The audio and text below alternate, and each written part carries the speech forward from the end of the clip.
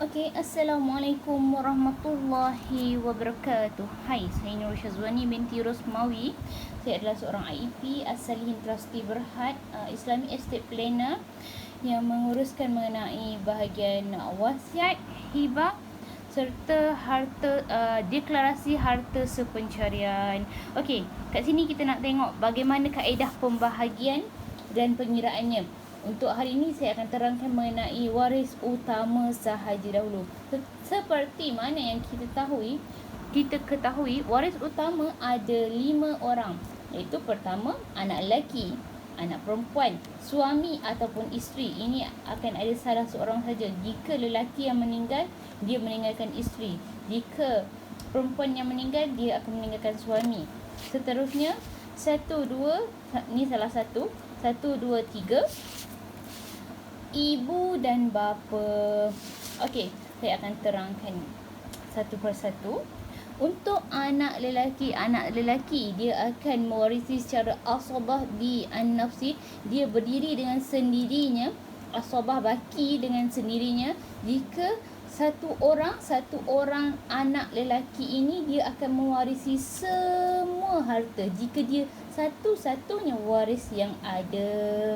Okey, yang kedua adalah jika dia lebih daripada seorang, ada 2 orang, 3 orang, 4 orang, 5 orang, 6 orang, ia akan dibahagikan sama banyak antara anak-anak lelaki itu. Untuk yang ni, 2 ni, seorang ataupun lebih daripada seorang ni, jika tiada waris yang lain, maksudnya ada anak lelaki semata-mata, tiada anak perempuan, tiada suami, tiada ibu, tiada ayah. Jika itu yang berlaku, maka anak lelaki akan mewarisi seperti yang saya sebutkan tadi. Kalau seorang, semua harta adalah milik dia. Jika lebih daripada seorang, dia akan bahagi sama banyak antara anak-anak lelaki yang tinggal itu.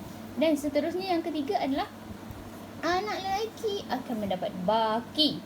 Anak lelaki akan dapat baki sekiranya dia bersama waris fardu yang lain. Contohnya dia bersama dengan anak perempuan. Anak perempuan tak. Anak perempuan kat bawah ni. Jika dia bersama dengan suami, ataupun jika dia bersama dengan isteri si mati, ataupun bersama dengan ibu ataupun bapa si mati. Okey, yang tu kita kalau untuk lebih faham kita boleh tengok dalam pengiraan faraid nanti, insya-Allah. Okey, yang kedua tadi asabah bi al-nafsi. Yang kedua adalah asabah bi al-ghairi. Ini jika dia bersama dengan anak perempuan, anak lelaki dan anak perempuan. Kalau kita selalu dengar anak lelaki akan dapat 2, anak perempuan akan dapat 1. Inilah maksudnya. Maksudnya anak lelaki akan dapat 2 bahagian, anak perempuan akan dapat 1 bahagian. Contoh ayah dia tinggalkan 3 juta. Anak lelaki akan dapat 2 juta, anak perempuan akan dapat 1 juta. Itulah contoh yang mudah. Seterusnya adalah anak perempuan. Untuk anak perempuan akan dapat 1/2 jika dia satu-satunya anak perempuan yang ada. Yang kedua, anak perempuan akan dapat 2/3 sekiranya dia ada lebih daripada 2 orang anak perempuan. Syaratnya tiada anak lelaki. Kalau ada anak lelaki, ia akan melalui kaedah ini, asabah bi al-ghairi, jika bersama anak perempuan. Ini jika si mati ini hanya meninggalkan anak perempuan, bahagian inilah. Jika dia ada lebih daripada seorang, dapat 2/3. Jika ada seorang je, anak perempuan itu akan mewarisi 1/2 harta si mati. Okey, yang ketiga adalah asabah bi al-ghairi. Ia sama konsep di atas ini. Anak perempuan, anak lelaki. Anak perempuan akan dapat 1, anak lelaki akan dapat 2. Seterusnya adalah suami dan isteri ni konsepnya sama saja. Okey, kalau suami akan dapat 1/4 jika si mati mempunyai keturunan ke bawah. Kalau dia ada anak, tak kiralah anak lelaki, anak perempuan, anak, cucu, cicit, maka suami si mati akan dapat 1/4. Jika si mati tidak meninggalkan ahli waris, iaitu keturunan ke bawah, anak, cucu, cicit, maka suami akan dapat 1/2. Untuk isteri akan dapat 1/8 jika suaminya ada keturunan ke bawah, dan isteri akan dapat 1/4 sekiranya si mati tiada keturunan, suaminya tiada keturunan. Ni termasuklah anak dengan isteri yang sekarang, ataupun anak dengan isteri yang sebelumnya, ataupun isteri yang telah meninggal dunia, ataupun isteri yang telah bercerai. Semua keturunan si mati. Okey, kita tengok kat sini ya. Waris gantian saya akan sentuh dulu hari ini. Kita akan sentuh untuk waris fardu saja, waris utama saja untuk hari ini. Sini ya. Okey, untuk ibu akan dapat 1/6 sekiranya si mati ada keturunan ke bawah. Keturunan ke bawah yang saya sebut tadi, macam anak, tak kira anak lelaki, anak perempuan, cucu, cicit, maka ibu akan dapat 1/6. Ataupun jika si mati tiada anak tetapi si mati ada lebih daripada 2 orang saudara seibu, sebapa, ataupun saudara seibu sebapa, maknanya saudara kandung, maka si ibu akan dapat 1/6. Ia bergantung kepada dua situasi ini. Seterusnya, ibu akan dapat 1/3 jika si mati tiada waris. Maksudnya si mati ni tiada anak, si mati ni pun tak ada adik-beradik yang lain. Mungkin ada adik-beradik, ada seorang saja adik-beradik, maka ibu akan dapat 1/3. Seterusnya, ibu akan dapat 1/3 baki jika dua kes yang apa kita panggil ni, yang special ni.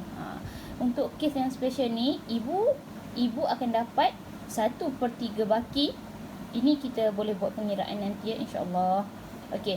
Dua kes ni, kalau ibu, bapa dan suami sahaja, ibu akan dapat 1/3. Ini jika si mati adalah perempuan. Yang kedua ni, ibu, bapa ataupun isteri sahaja. Ini untuk kematian lelaki. Ini jika lelaki meninggal dunia, dia ada tinggalkan ibu, bapa ataupun isteri sahaja dan isteri sahaja, maka ibu akan dapat 1/3 baki. Okey, yang keenam adalah bapa. Bapa akan dapat 1/6 sekiranya si mati ada keturunan lelaki ke bawah. Kalau dia ada anak lelaki, cucu lelaki, cicit lelaki, maka bapa si mati akan dapat 1/6. Seterusnya yang kedua, bapa akan dapat 1/6 campur dengan asabah baki jika baki ni masih ada, sekiranya si mati ada keturunan perempuan ke bawah sahaja. Keturunan ke bawah saja seperti anak perempuan, cucu perempuan, cicit perempuan, maka bapa akan dapat 1/6 fardu ni campur dengan asabah. Ini special untuk bapa. Seterusnya, bapa akan dapat asabah bi an-nafsi sekiranya si mati tiada keturunan ke bawah, tiada anak, tiada cucu, tiada cicit dan seterusnya keturunan ke bawah, maka bapa akan menghabiskan baki dengan sendirinya. Ni maksudnya bapa akan dapat baki dengan nama dia sendirinya. Dia tidak akan asabah dengan siapa-siapa ataupun asabah kita panggil asabah bi al-ghairi. Maksudnya bapa akan dapat baki sekiranya dia tiada keturunan ke bawah. Saya rasa untuk setakat ni, untuk hari ni setakat ni dahulu. Untuk waris gantian, insya-Allah jika diberikan hidayah, diberikan kelancaran untuk saya bercakap, insya-Allah saya akan terangkan untuk video seterusnya, insya-Allah. Untuk hari ini setakat ini dahulu. Saya Nurul Syazwani binti Rosmawi. Saya memohon maaf jika ada tersilap kata ataupun apa-apa bicara yang mengguris perasaan siapa-siapa. Untuk setakat ini, untuk hari ini setakat ini dahulu. Assalamualaikum warahmatullahi wabarakatuh.